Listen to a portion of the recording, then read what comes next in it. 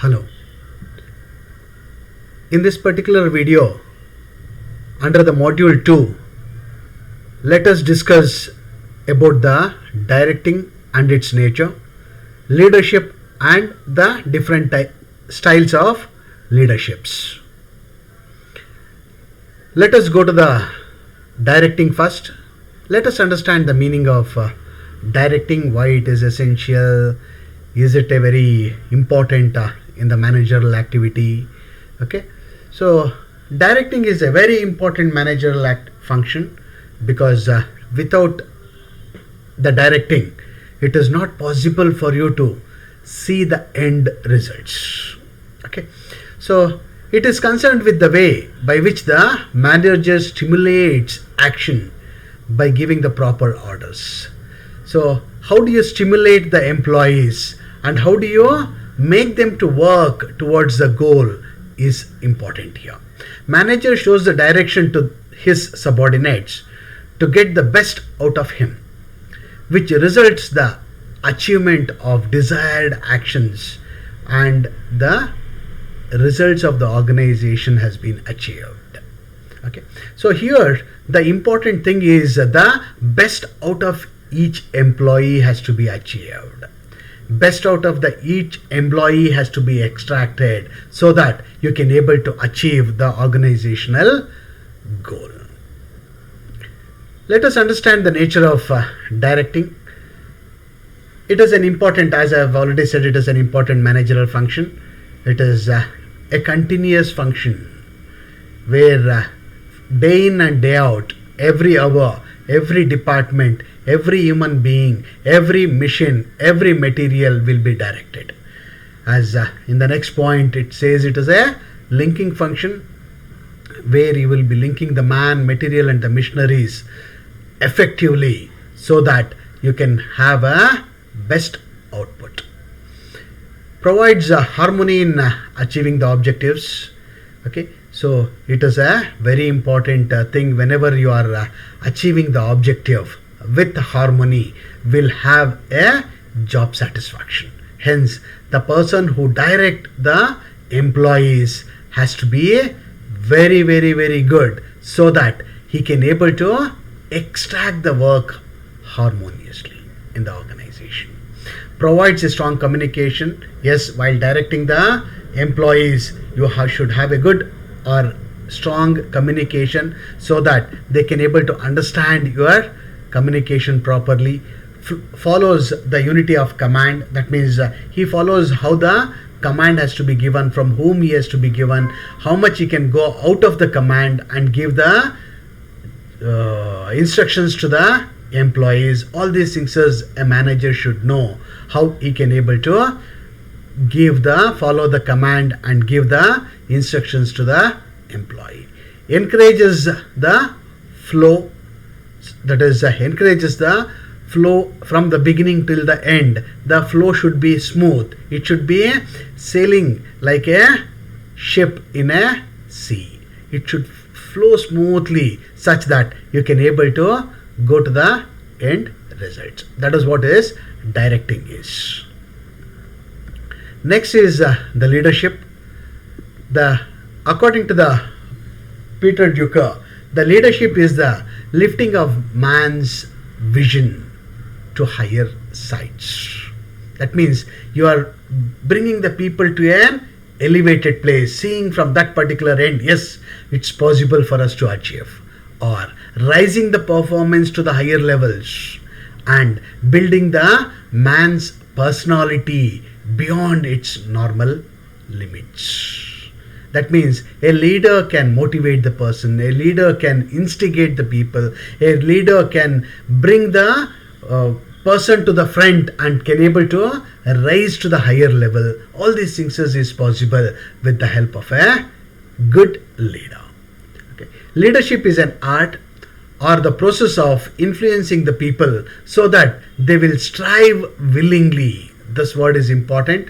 They strive willingly and enthusiastically towards the achievement of the group goals. You are not forcing them, you are not pressurizing them, you are not putting a stress on them, you are making them to sail smoothly towards the group goal and the organization goal.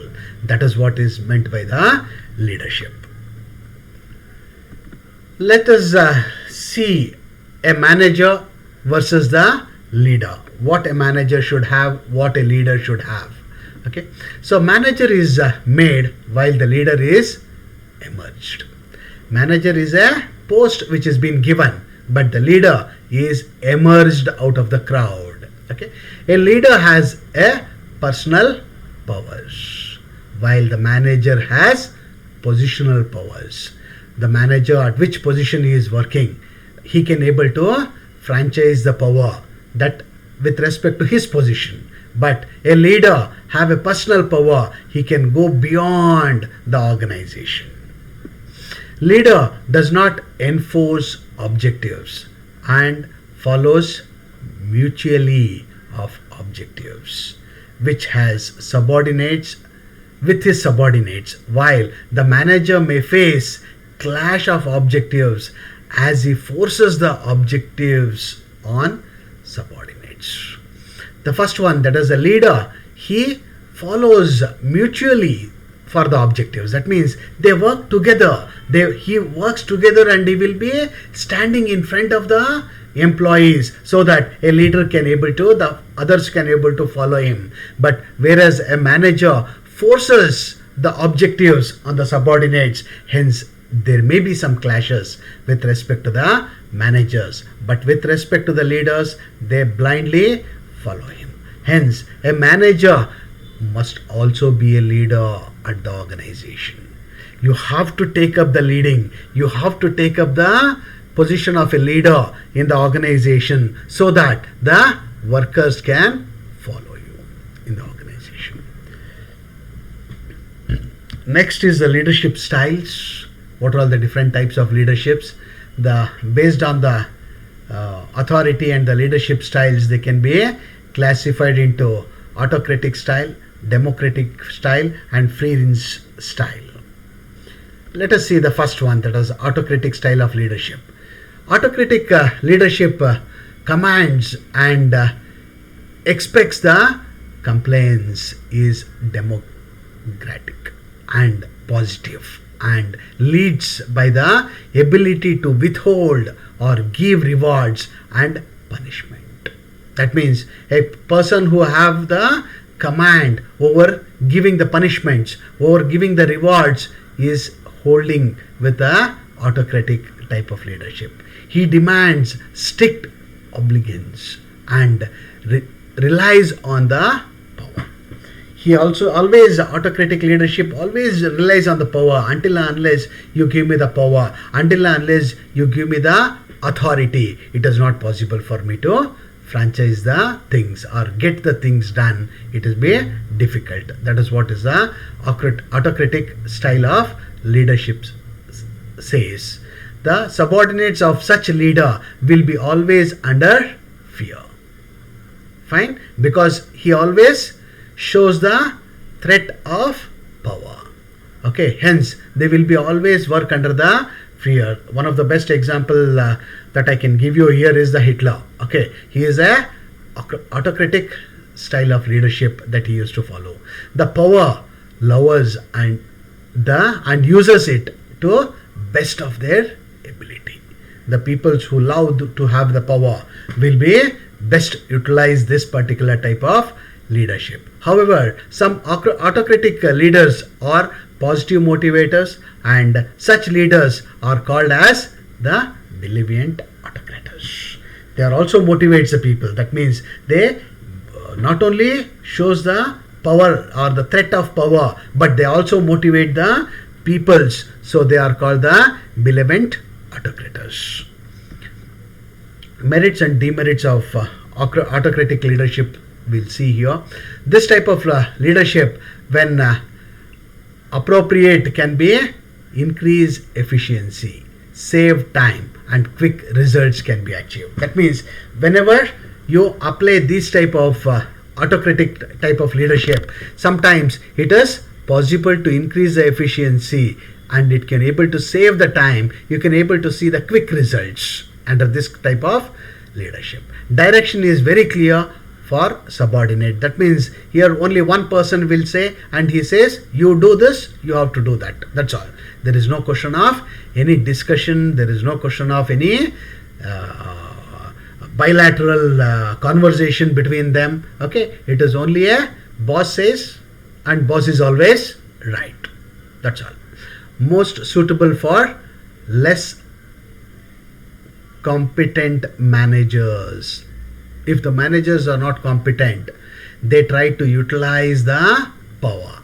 They try to say that, try to say in the organization that I'm in a higher position and I'm your boss. You please do that. If you don't do it, I'll punish it. That's what they are going to use it, because they are not competent enough with respect to the technology. They are not competent enough with respect to the convincing of the employees. Okay.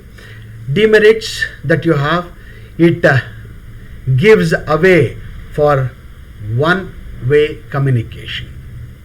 That means always it gives you only one side of communication. I say, you do. That's all. There is no question of the other side, that is, you give the suggestion and I'll take it. That is not at all there in this particular type of leadership. Leads to frustration, because employees lead to frustration always. I'll be getting the orders from the higher authorities. They never listen to me. That is a frustration the workers will have. Low morale will be there and develops conflicts among the people. If I don't do it, what is going to happen? Why should I do it? How many times that I have to do it? All these things is the conflicts will develop with the employees.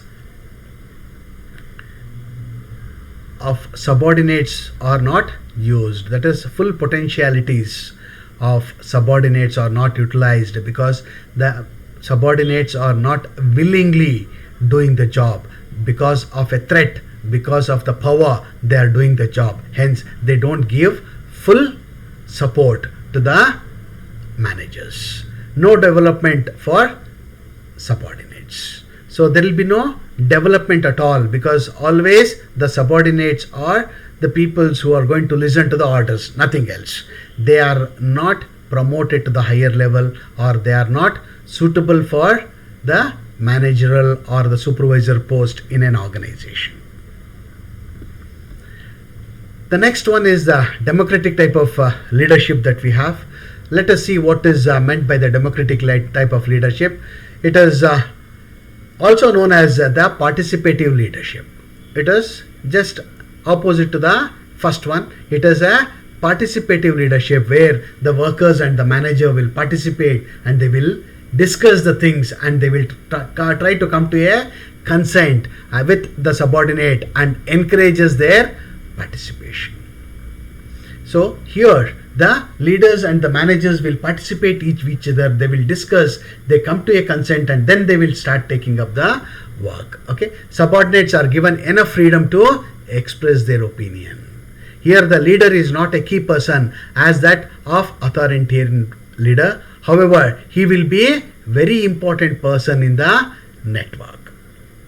Why he is important person? Because he brings all the workers together. He gives a thought to think about the particular thing. He takes the suggestion from them. After taking the suggestion from them, he will decide which is the best method to do it. That's why he is a very key person in the entire network that he is having. That network is nothing but the people who are working under him. Okay, hence the group can work effectively even in his absence. Even if he is not there, even his supervision is not there, the group can work automatically without any problem, because they have been involved in taking a decision. Once they have involved in taking a decision, they know what has to be done, how it has to be done. Since they know everything, they automatically do the things even without the interference from the superiors. That is what is the democratic type of leadership. The merits and demerits of democratic types of leadership. The merits are supports participation from the employees or everyone in the organization, improves the communication, works are aware, that is, or the workers are aware of the what is happening in the company, what should happen in the company, how it has to happen in the industry. They know everything. They know the process, they know the output, they know how difficult is the process. Every step is being discussed, since they know each and every aspect in the organization, how it can be completed. The potentials of the subordinates are fully utilized. The potentialities of the subordinates are their interest, their experience, their work culture, all those things can be exposed here, and they can be utilized to the fullest extent under the democratic type of leadership. Demerits with respect to the democratic type of leadership will take more time, because they have to come together, they have to have a discussion, convincing, the ifs and buts will be there, they will be having a difference of opinions, and they have to convince it, and they have to come to a consent. All these things will take much time before they start doing the work. The executives have to be more competent, because the higher up level, that is the manager and the higher up level, they should be more competent enough to tackle the employees' doubts, or the whatever the response which they are going to get. That responses has to be tackled out, and they should know how to convince them and to bring them to a consensus is very important.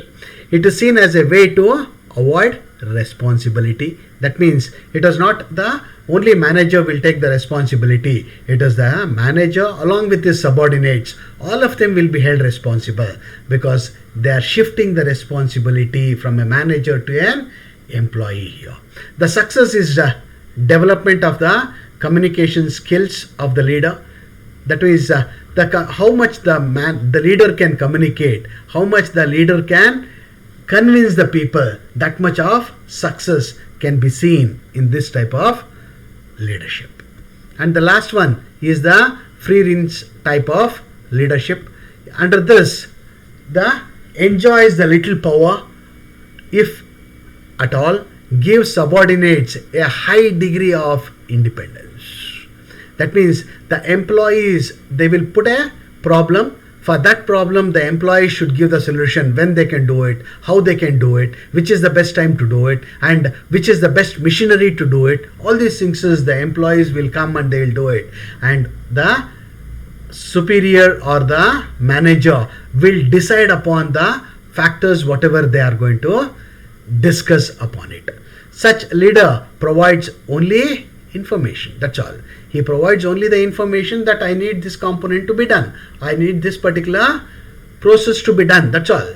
The rest of the things will come from the lower level itself. Such leaders are ignored by the group, because the group peoples, they will not take him into a consideration, because only you are telling the problem, or only the information you are giving, that we can get it from any source, just leave it. Because the top management or the manager will not even involved in the process of achieving the goal. Okay, does not motivate the subordinates, as this is employee centered leadership.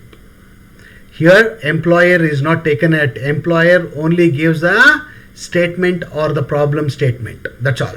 The employee himself will take up the question, and he will decide how it has to be done, where it has to be done, and how the process has to be done. It is completely by the employee itself.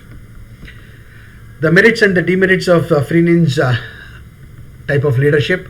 Subordinates enjoys the freedom and their morale increases. Full scope of development of the employees is possible. Demerits are can lead to chaos. That means nobody will listen to anybody, because everybody is a boss there. Everybody is a key input there. Everybody is a maker over there. Nobody is a manufacturer. Everybody is a maker. That's all. Okay. Leader is for just a namesake. Cannot work in time of crisis, because when it comes to the crisis, one should lead, others should follow. But when it comes to the free ninja type of leadership, everybody is a leader. Everybody contributes to the development of the organization. Everybody contribute to the success of the goal. Okay, hence this may not be possible at the time of crisis. Leaders' contribution is very meager. So with this, we have come to the end of this particular video, where where we have discussed about the leadership styles and also the different directions and the nature of directions. Thank you very much.